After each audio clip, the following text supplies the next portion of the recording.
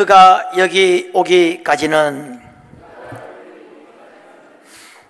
오늘 다윗의 이야기를 함께 좀 나누도록 하겠습니다. 다윗은 성경에 그 이름이 가장 많이 나오는 사람입니다. 1번이 여호와, 2번이 하나님, 3번이 예수, 4번이 다윗입니다. 880번 정도 나와요. 하나님 마음에 합한 자라고 하나님이 말씀하신 사람입니다. 아모스 9장 11절에 보면은 이제 이스라엘이 그 암흑기에 그 전날의 새로운 부흥과 회복을 이야기하면서 어떤 표현을 쓰느냐면 다윗의 무너진 장막을 일으키리라.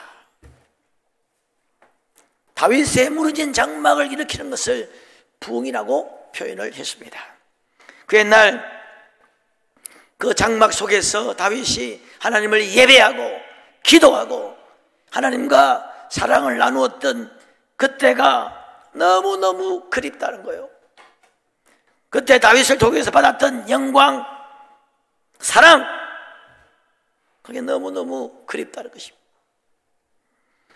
정말 다윗 그 암울했던 시대에 왕으로서, 때로 도망자로서 정말 그 다윗의 삶과 죽음, 고난과 영광, 역경, 승리와 실패, 또 실수와 범죄, 영광과 찬양, 이 다윗의 기도, 고백, 절규 등을 통해서 우리는 엄청난 영적인 가르침을 받게 됩니다. 오늘 본문은 이 다윗이 최초로 하나님의 택함을 받는 장면입니다.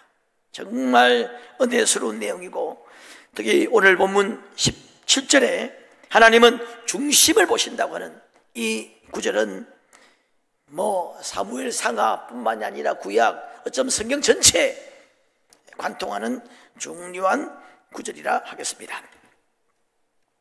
자, 오늘 그 이야기를 통해서 함께 은혜를 받도록 하겠습니다. 이제 이 사무엘은 하나님이 사울을 버리고 이제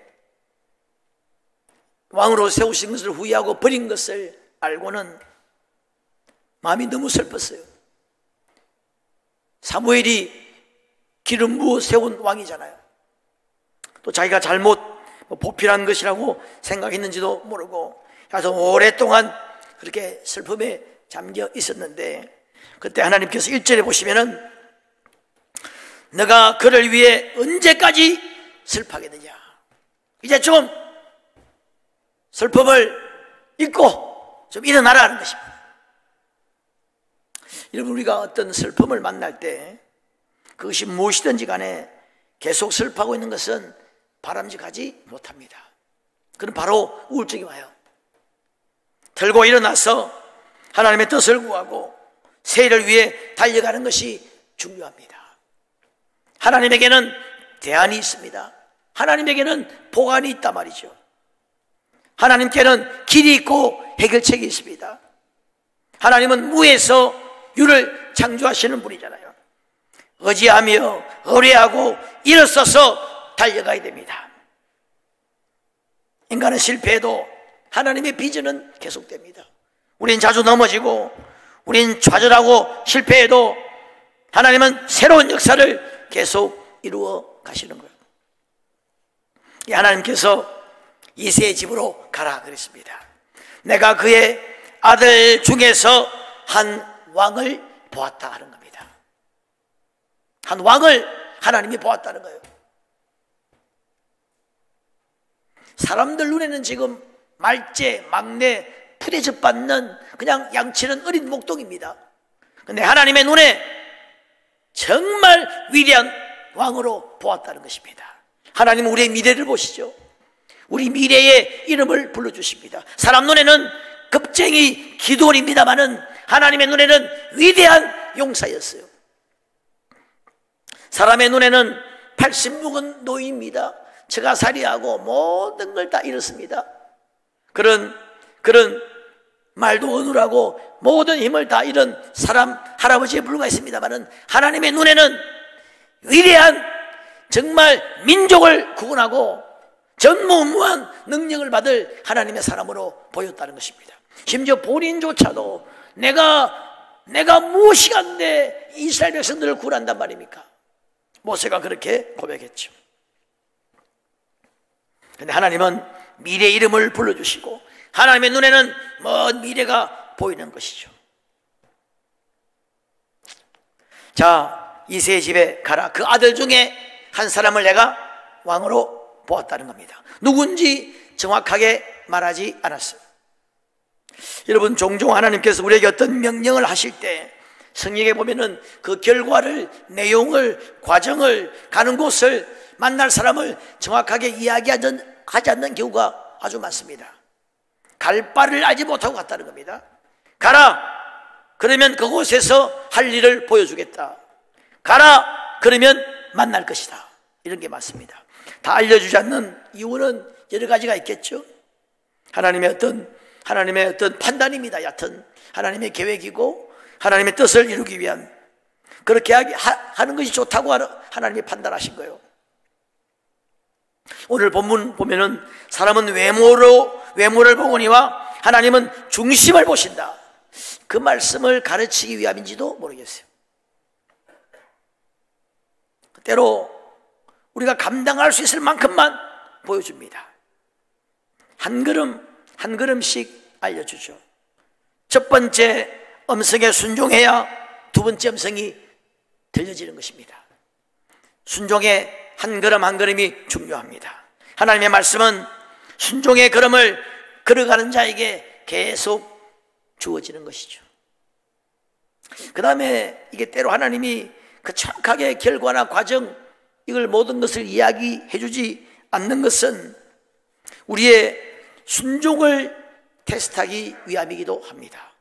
끝까지 하나님을 의뢰하도록. 여러분, 마지막 하나님께 순종하면 분명히 좋은 일이 있죠. 그걸 다 알려주면 순종하지 않을 사람이 누가 있겠습니까?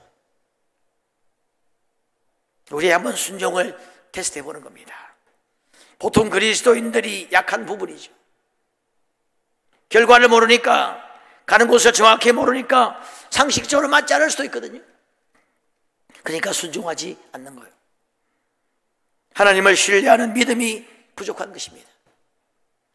믿음이라고 하는 것은 뭐예요? 보이지 않는 것이라고 했잖아요. 잡히지 않고 보이지 않는 것이 믿음이에요. 사실 믿음이라고 하는 말 그 자체는 어느 정도 믿기 힘든 것이에요. 여러분, 이 안에 지금 물이 있다고 믿습니까? 그건 믿음이 아니에요. 믿음이라는 말 자체는 어느 정도는 믿기 힘든 거예요. 약간 그래도. 순종은 뭐예요? 기본적으로 순종하기 어느 정도 힘든 것이 전제가 되는 거예요. 왜 믿기가 힘들고 순종이 힘드냐? 어렵다는 것이죠. 또 때로 우리 상식과 어떤 맞지 않고 내 생각, 선입관, 내 고집, 때로 사탄이 방해하기도 하고 인간적인 생각, 세상적인 생각 때문에 순종이 잘 안 되는 것입니다. 하여튼 사무엘은 순종하고 이새의 집으로 갑니다. 누군지 말 안 했기 때문에 한 명씩 면접을 보는 거예요. 옛날에 제가 들은 이야기인데 아마 여러분도 많이 들었을 것으로 알고 있는데, 어느 대기업에서 면접할 때 뭐 이력서라든지 그거 봐서 제대로 모르니까 그 회장님이 사주 팔자 보는 사람, 그 점쟁이 그 옆에 두고 관상을 보았다고 하죠. 참. 이제 사무엘이 면접을 봅니다. 딱 보는데 제일 먼저 장남 엘리압이 딱 왔어요. 장남은 원래 과거에는 장남이 주로 서임 받잖아요.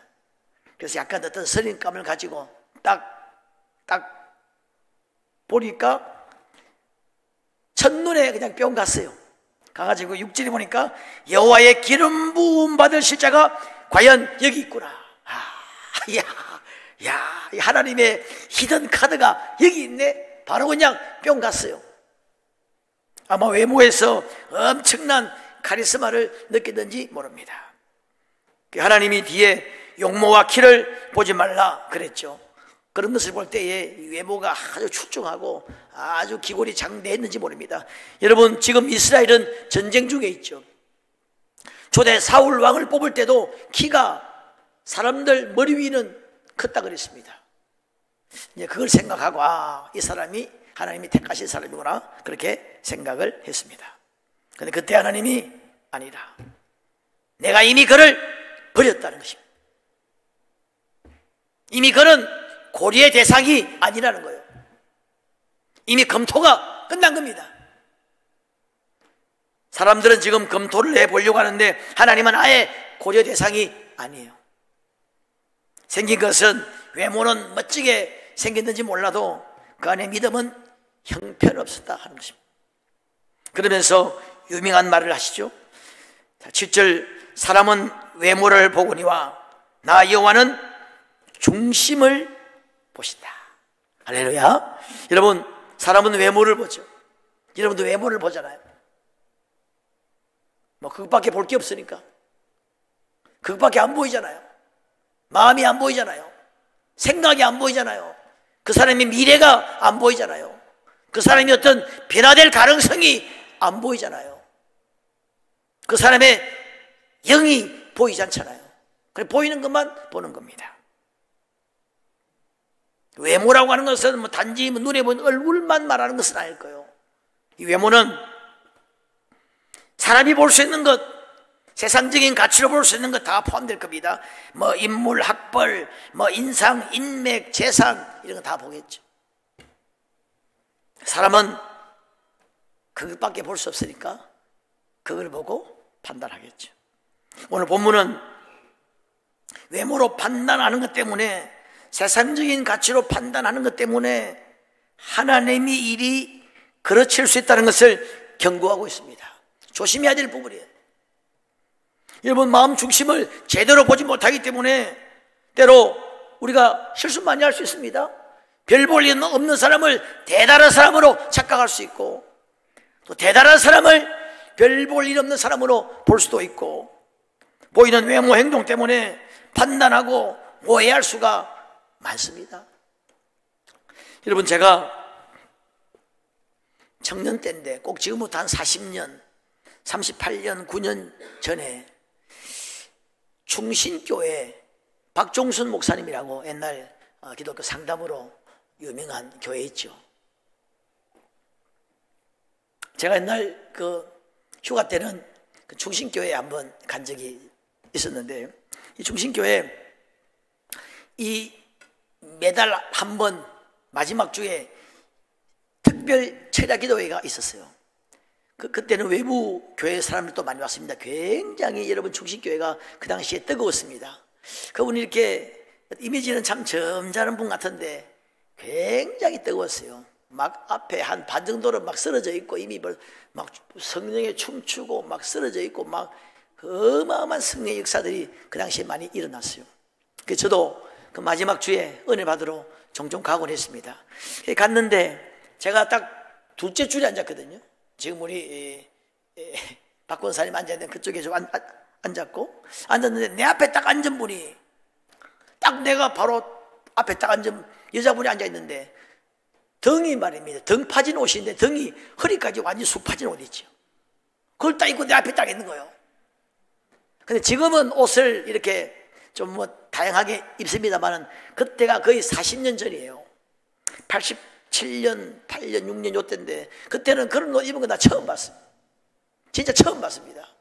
그리고 손톱에 매니큐어를 칠했는데 새까만 매니큐어예요. 나 그것도 처음 봤습니다. 그때는 그런 복장은 100% 술집 여자예요. 100%입니다. 100%. 그래서 내가 술집 여자가 왔구나. 근데 술 팔다가 오늘 술집 장사 끝나고 왔나? 이런 생각하면서 이제, 아니 그래도 그렇지, 올 때는 뭐 위에 옷이라도 걸쳐야지. 내가 딱 등인데 고개를 못 이렇게 완전히 시험 들어가지고, 아버지 참 온 거는 감사합니다만은 그래도 야 저렇게 와야 되나 이렇게 생각하고 이제 시험 들어가지고 주여 하고 있는데, 박종수 목사님이 딱 서시가지고 오늘 저희 교회에 참 귀한 손님이 오셨습니다. 오늘 간증자로 여러분 잘 아시는 가수 이민숙 씨가 오셨습니다. 그토록 사랑하던 그 사람 있죠? 지금 이민숙 권사님입니다. 지금은 한 70대 50년생인가 70대 중반쯤 되는데, 지금은 뭐 들어보니까 막 옛날 그 새롭게 하소서 나와가지고 세계를 다니면서 선교하고 하신다고 하는데, 이분이 그때 첫사랑 때입니다. 처음에 받고 탁 나와가지고 간증을 하는 겁니다. 여러분, 먼저 제가 지금 이게 방금 이게 연주 끝나고 이게 공연 끝나고 바로 와서 복장이 좀 이런 것을 이해해 주시기 바랍니다. 그러면서 자기 간증하는 겁니다. 그 정말 인생을 포기하려고 그런 생각도 하고, 그 가수라고 화려하지만 뒤에 어마어마한 고난의 길을 걷기면서 주님 만나고 그 응답받은 그 간증을 너무너무 재밌게, 그냥 너무너무 은혜가 되는 거예요. 그러면서 피아노가 저기 있었거든요. 저쪽 벽에 붙어 있었는데, 특송 가수니까 또 한국 해야 되겠습니까? 싹 가서 이제 딱 앉아서 피아노 치면서 자기가 피아노 치면서 특송을 하는 겁니다. 피아노도 막 잘 쳐요. 저 높은 곳을 향하여 쫙 치면서, 야, 내가 그냥 눈물이 말이야. 절로 막 싸우면 나가 막 울면서 막 찬양하는데 막 다 울었어요. 근데 내가 딱 뒤에서 보니까 등짝이 보이는 거, 등짝이. 근데 그 등짝에 좀 간증도 하고 이제 땀이 좀 같은, 좀 땀이 맺힌 것 같은 그런 느낌이 좀 이게 불빛이 비치는데, 조금 전에 30분 전에 보았던 등짝과 완전히 다른 등짝이. 야, 참 그 흘린 그 아름다운 땀방울. 야, 너무너무 내가 은혜를 받았어요. 그때 내가 생각하기를, 함부로 이 외모를 보고 판단할 게 아니다. 그런 생각을 진짜 뼈저리게 했어요. 우리는 그 마음 중심을 보지 못합니다. 여러분, 부모가 자식의 중심을 잘 알까요? 모릅니다. 부모는 자녀를, 또 형제끼리는, 친한 친구는 마음 중심을 잘 안다고 생각하는데 천만의 말씀입니다. 그 사람의 그 어떤 가능성을 제일 모르는 사람이 부모일 수도 있고 가장 친한 사람일 수도 있습니다. 오히려 많이 알기 때문에 모를 수 있어요. 혹시 여러분 제쳐놓은 아이 포기한 사람, 저 사람은 안 돼, 그 사람 훗날에 다윗이 될 수도 있습니다. 다윗의 부모 이새도 몰랐습니다. 여러분, 사무엘이 왔습니다. 이 사무엘은 여러분 당시에 왕보다도 더 권위가 있던 사람이에요. 사울이 오니까 이스라엘의 베들레헴의 장로들이 완전히 떨었다 그랬습니다. 떨며 두려워하며 물었습니다. 평강을 위하여 오십니까? 이 말 뜻이 뭐냐면, 지금 이 사무엘이 이 베들레헴 이런 촌동네에 오실 분이 아니야. 그런데 갑자기 나타난 겁니다. 아이고, 이거 지금 하나님이 뭐 우리를 지금 징계하려고 하나, 뭐 책망하려고 하나, 막 두려웠다는 겁니다. 워낙 거룩한 분이 오시니까. 그래서 이 평강을 위하여 오십니까? 그러니까 평강을 위하여 왔다 하니까 얼마나 마음이 기뻤겠습니까? 그분과 예배하고 축복을 받는 것은 평생에 있을까 말까 하는 축복의 자리예요. 여기에 다윗을 열애시켰습니다. 여러분, 다음 장 17장에 보면은 형들이 전쟁에 갔는데 17장 20절에 뭐라고 되어 있냐면, 다윗이 아침에 형들 이제 도시락을 가져다 줄 때에 다윗이 아침에 일찍 일어나 양들을 양집 기른 자에게 맡기고 형들에게 도시락 갖다 주러 갔다는 겁니다. 형들에게 도시락 갖다 주러 갈 때는 양들을 맡겼어요. 맡길 사람이 있었단 말이죠. 양 지키는 사람이 있었다는 겁니다. 그런데 이때는 사무엘이 왔는데 다윗을 열애시켰어요. 이거 어느 정도 왕따를 당한 거예요. 근데 왕따 하니까 좀 생각이 나는데, 제가 학생회 지도할 때 참 그때 참 그래도 큰 부흥을 경험했다면 경험했는데, 그때 내가 늘 했던 설교가 그거예요. 왕따가 되자. 우리가 왕따. 왕을 따르는 우리가 왕따라는데 그게 아니고 진짜 왕따. 전도하면 왕따가 된다. 우리가 거룩하게 살면 왕따가 된다. 우리 예수 믿는 기독 청년들은 왕따가 되어야 된다. 맨날 내가 그렇게 설교했죠. 잘했죠? 네. 골리앗과의 싸움에 도시락을 가지고 갔습니다. 말씀드린 대로 가니까 형들이 말하기를 너가 들에 있는 양들은 누구에게 맡겼느냐? 나는 너 교만과 너 마음의 완악함을 안다 그랬습니다. 너 마음이 완악함을 우리가 안다는 거예요. 하나님은 온 이스라엘의 그 마음이 내 마음에 합한 자라고 그랬는데 형들은 너 마음이 완악함을 안다는 거예요. 그러니까 하나님이 너는 아웃이다. 아웃. 너는 이미 고려 대상이 아닌 거예요. 그래서 형들은 그때부터 역사 속으로 사라져버리죠. 하나님은 다윗은 겸손하고 그 마음이 하나님 마음에 합했다고 했는데 너 교만과 그 마음의 완악함을 안다는 겁니다. 여하튼 여러분, 말할 필요 없이 가족들 간에 왕따를 당했어요. 동생이 여러분 먼 길에 도시락을 가지고 왔습니다. 아이고 동생아 수고 많은데 위험한데 고마워 빨리 가, 이렇게 해야 되잖아요. 부모 형제들도 몰랐습니다. 심지어 사무엘도 몰랐습니다. 사무엘이 누굽니까? 영적 거장 아닙니까? 그도 몰랐어요. 처음에는. 우리가 얼마나 많은 실수를 하는지 모릅니다. 사람을 세울 때, 뭐 결혼할 때도 그렇고 사람을 뽑을 때 우리가 그 중심을 보지 못하기 때문에 실수 많이 합니다. 여기서 우리 사람 볼 줄 안다는 교만을 좀 버려야 돼요. 인생 오래 살았다고 사람 볼 줄 아는 게 아니에요. 뭐 공부만 했다고 사람 볼 줄 아는 게 아닙니다. 어느 회사에 사원을 뽑는데 1차 시험을 치고 인적성 시험인가? 시험 치고 1차 면접, 2차 면접, 3차 면접까지 해가지고 최고다 최고 이거 뽑았어요. 뽑았는데 몇 달 있다가 다른 회사에서 월급 좀 더 준다고 뭐 미련 없이 떠나버리는 거예요. 우린 다 사람 볼 줄 모릅니다. 우리의 직관을 믿으면 안 돼요. 하나님께 묻고 기도하고 정말 속사람을 보는 눈을, 하나님 마음 중심을 보는 눈을 달라고 기도해야 되겠죠. 자, 하나님은 외모를 보지 않고 중심을 보신다고 했는데 이 중심은 뭐 히브리 원어나 헬라 원어나 똑같이 하트, 마음이라 되어 있습니다. 하나님이 가장 보시기를 원하고 또 가장 잘 보시는 부분이죠.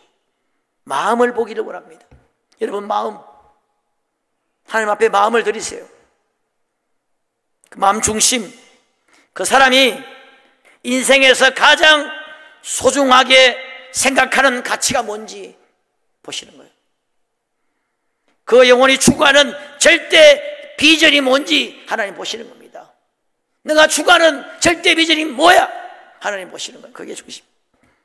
그 사람 평생 붙잡고 가는 뜨거운 열정이 어디에 있느냐? 이게 중심이에요. 하나님이 보시는 중심, 쉽게 말하면 결국 그 마음에 하나님을 얼마나 사랑하는지, 하나님의 그 계명을 얼마나 사랑하는지, 하나님의 관심에 그가 관심이 있는지 그걸 보시는 거예요. 다윗의 중심은 변함없이 하나님을 사랑했어요. 변함없이 그를 하나님을 찾았습니다. 하나님과의 친밀함, 이것이 다윗의 생명이에요. 그래서 여호와 한 분만으로 부족함이 없다고 고백했습니다. 그의 인생에서 일관되게 그는 그렇게 고백했습니다. 왕일 때뿐만 아닙니다. 쫓겨다닐 때, 목독일 때, 왕따를 당할 때도, 잘 될 때나 못 될 때나 일관되게 하나님을 찾았습니다. 심지어 범죄하고 하나님 앞에 징계를 받을 때도 하나님 앞에 나아왔습니다. 나를 주 앞에서 쫓아내지 마시며 주의 성령을 내게서 거두지 마소서. 내 속에 정한 마음을 창조하시고 내 안에 정직한 영을 새롭게 하소서. 주의 구원의 즐거움을 내게 회복시켜 주시고 자원하는 심령을 주사 나를 붙드소서. 그리하면 내가 범죄자에게 주의 도를 가르치리니 죄인들이 죽게 돌아오리이다. 지금 우리로 말하면 전도하겠다 이 말입니다. 주님, 내게 구원의 즐거움을 회복시키고 나를 다시 한번 은혜를 주시면 내가 전도하겠습니다, 그 말이에요. 여러분, 전도에 관심 없습니까? 그게 여러분 마음 중심입니까? 주님이 그렇게 부탁하셨어요. 주님의 최고의 관심, 주님의 초유의 관심은 전도입니다. 그걸 위해서 목숨을 바쳤고 그 목숨을 바치면서 우리를 구원하셨습니다. 수많은 전도자를 보내서 우리를 구원했습니다. 그리고 마지막으로 최후의 명령으로 전도를 부탁하셨어요. 이제 너희들 날 위해 전도해달라. 그리고 그 마지막 그걸 명령하시고 하늘나라로 승천하셨죠. 전도하는 너희에게 내가 복을 주고 성령 충만을 주겠다고 약속하셨습니다. 여러분, 전도에 관심 없습니까? 그게 여러분의 마음 중심이에요. 교회가 1년에 한 번 새생명 축제를 합니다. 평소에도 해야 되겠습니다만은 한 달 동안 우리가 전도하자고 지금 새생명 축제를 합니다. 여러분 전혀 관심 없습니까? 그게 여러분 마음 중심이에요? 평생 뭐 전도하지 않기로 무슨 작정을 하셨나요? 그 중심을 주님이 보시고 뭘 하시겠어요? 내 마음이 아픈 자라고 말할 수 있겠습니까? 다윗의 중심은 늘 하나님이었어요. 그 입에는 항상 찬송이 흘러나왔습니다. 기도는 그의 호흡이었어요. 때로 밤이 맞도록 기도하고, 때로 하루 종일 기도하고, 때로 눈물로 기도하고, 때로 금식하면서 기도했습니다. 기도는 그의 호흡이고 양식이었어요. 예배는 그의 인생입니다. 어떨 때는 막 너무 기뻐서 춤을 추기도 했습니다. 하나님을 그렇게 사랑하고 그 기도하는 그의 중심을 하나님이 보신 거예요.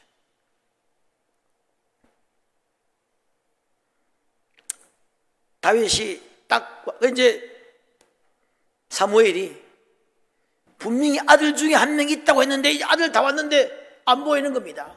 정신을 차리고 보니까 아닌 게 아니라 아니야.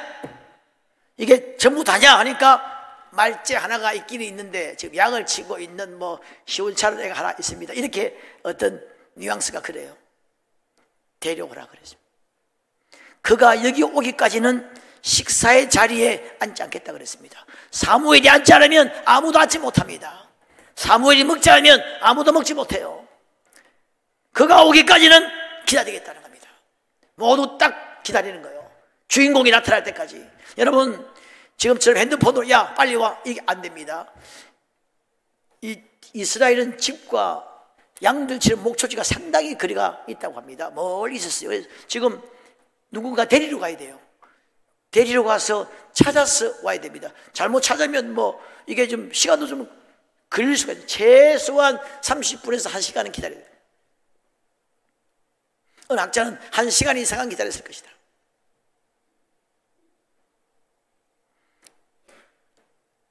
꼼짝만 하고 지금 기다립니다. 왕따시켰던 그 말째 오기를 온 사람들이 보고 기다리는 거예요.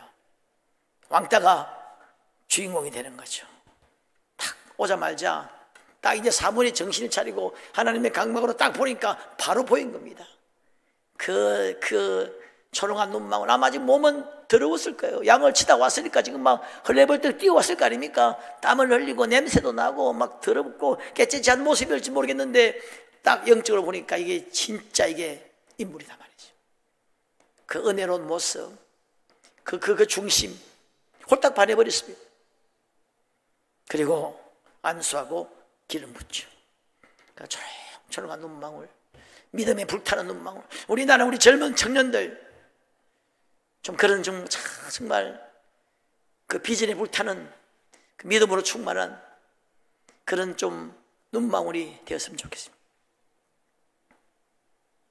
그리고 안수합니다.